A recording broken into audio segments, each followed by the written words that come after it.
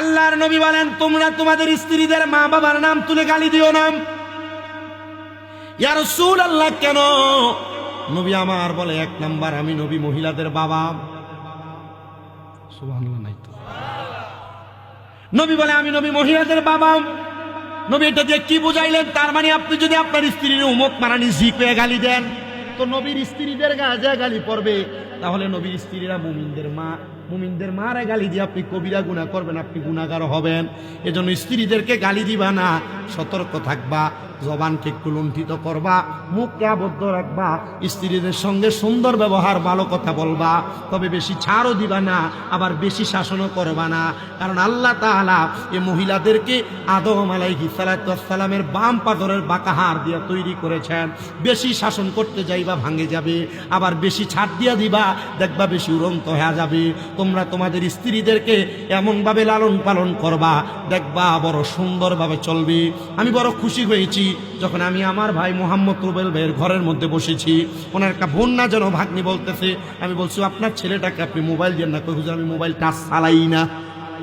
আর আমরা ছেলেরা বাসর করে বউরে টাচ মোবাইল গিফট করে। এই মোবাইল টাচটা যার ঘরে আছে, যে মহিলার হাতে আছে, এই মহিলার সংসার টিকে রাখতে কষ্ট হয়ে যায়। এই মোবাইল মহিলাদের হাতে থাকলে মহিলা ঠিকভাবে চালাইতে পারবে না। এ বাংলা নাটক ছায়া ছায়া হরি লোক কার্য করবো, এ বাংলা নাটক ছায়া ছায়া জালের লোক কার্য করবো, এ ভারতীয় বাংলা নাটক ছায়া ছায়া তুমি জামাইয়ের লোকের কার্য করবো। আল্লাহ আমাদেরকে বোঝার তৌফিক দিন। আম্মা জিদের কাছে আমার আবদার থাকবে, স্বামীর পায়ের নিচে বেহেশত, এটা আপনারা মনে রাখবেন। আল্লাহ নবীজির প্রখ্যাত একজন আশেকা ছিলেন, যিনি তিনার নিজের মাথার চুল দিয়া স্বামীর পাকে ধৌত করে দিচ্ছেন, স্বামীর পাকে মুছে দিচ্ছেন।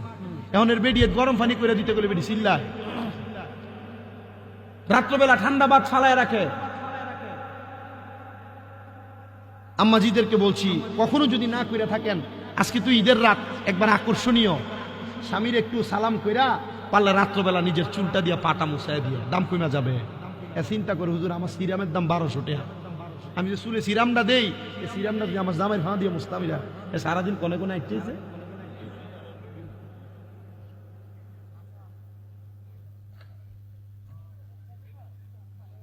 আর বেটি, তোমরা তো চালাকি বুঝো না। তুমি রাত্রবেলা জামাইয়ের কাছে ছুট হয়ে যাবে, দিনের বেলা ঘরে নেতা কথা কই না। তুমি রাত্রবেলা স্বামীকে মোহাব্বত দেখাইবা, দিনের বেলা এই স্বামী তোমাকে গালি দিতে একবার না 10 বার চিন্তা করবে। মারহাবা কন্যা, আর জোরে কন্যা মারহাবা। যেমন পুরুষরা ঠিক হতে হবে, তেমন নারীরা ঠিক হওয়া লাগবে। ছোট্ট একটা ঘটনা বলে আমি আমার এখান থেকে বিদায় নিব। আল্লামা শেখ সাদী রহমতুল্লাহ আলাই নামক একজন আল্লাহর বড় আবেদ বান্দা, নাম শুনেছেন? তিনি বালাগাল উলা বিকামালিহি, আশাফাত তুজা বিজামালিহি, হাসানাত জামিয়া খিসালিহি, সাল্লু আলাইহি ওয়া আলিহি। এই পঙ্গতি লিখেছেন তিনি আল্লামা শেখ সাদী। মারহাবা বলেন না? এ প্রিয় মুসলমান, আল্লামা শেখ সাদীর একটা ছাত্র ছিল, বুজুর্গ ছাত্র। সে পড়ালেখা করতে পছন্দ করতেন। মাদ্রাসায় পড়ার পাশাপাশি আল্লামা শেখ সাদীর বাড়িতেও বন্দর দিনে পড়তেন। মারহাবা। একদিন মাদ্রাসা বন্ধ, আল্লামা শেখ সাদীর বাড়িতে সকালবেলা চলে আসছেন কিতাব নিয়ে, হুজুর কিতাব পড়াইয়া দেন। আল্লামা শেখ সাদী তারা কিতাব পড়াইতেছে।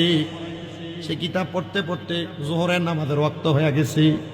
হুজুর বলে, বাবা যেহেতু জোহরের ওয়াক্ত হয়ে গেছে, আব্বাজি এখন তুমি বাড়িতে যাও না, দেখে আমার বাড়িতে কি রান্না হয়েছে তুমি খাইয়াই যাইবা। ছাত্র খুশি হয়ে গেছে, ছাত্রের বসে দিয়ে আল্লামা শেখ সাদী পেছনে গেছেন দেখার জন্য বউ কি রাঁধছে। আল্লামা শেখ সাদী যায় দেখেন ওনার স্ত্রী এক ডেগের মধ্যে চাউল পানি দিয়া ফালায় রাখছেন, আর এক ডেগের মধ্যে তরকারি পানি দিয়া ফালায় রাখছেন, কিন্তু রান্না করেন নাই। আগে তো মাটির পাতিলাতে রান্না হইতো না, ফালায় রাখছেন, রান্না হয় নাই। আল্লামা শেখ সাদী ওনার স্ত্রীকে এক ধমক দিলেন, দুপুর হয়ে গেছে এখনো রান্না হয় নাই, আমি আবার মেহমান দাওয়াত দিলাম। ওই মহিলা আল্লামা শেখ সাদীর ধমক শুই না ডেগের ফাতিলদারে হাতের মধ্যে লইয়া আল্লামা শেখ সাদীর মাথার ভিতরে ঠাস করে বাড়ি মারছে। লাকড়ি আইনা দেন নাই তো রাতবো কি দিয়া, এই কথা বইলা ডেক দিয়া বাড়ি মারছে। আপনি মনে করছেন মোল্লা মানুষও ঘরে শান্তিতে থাকে? মোল্লার ঘরে আরো অশান্তি। কারণ 30 দিন চাকরি করে আপনি ছুটি দেন, একদিন গেল কাপ শুরু হয়ে যাবে। এত দুঃখ রাখবো কোথায়, রাখার জায়গা নাই। আমাদেরই কপালেতে শান্তি বুঝি নাই, আমাদেরই কপালেতে শান্তি বুঝি নাই। ওরে সুদে ঘুষে জীবন কাটে, কপালে তার দাগ। মক্কাতে যায় হজ করিতে, নামের আগে লাগায় হাজি সাহেব। আবার চা দোকানে বৈশা হাজি টেলিভিশন চাই। সুদে গোসে জীবন কাটে, কপালে তার দাগ। মক্কাতে যায় হজ করিতে, নামের আগে লাগায় হাজি সাহেব।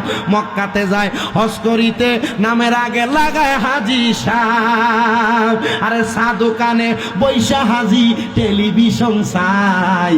হিন্দি গানের তালে তালে পা দুটি নাচায়। এত দুঃখ রাখবো কোথায়।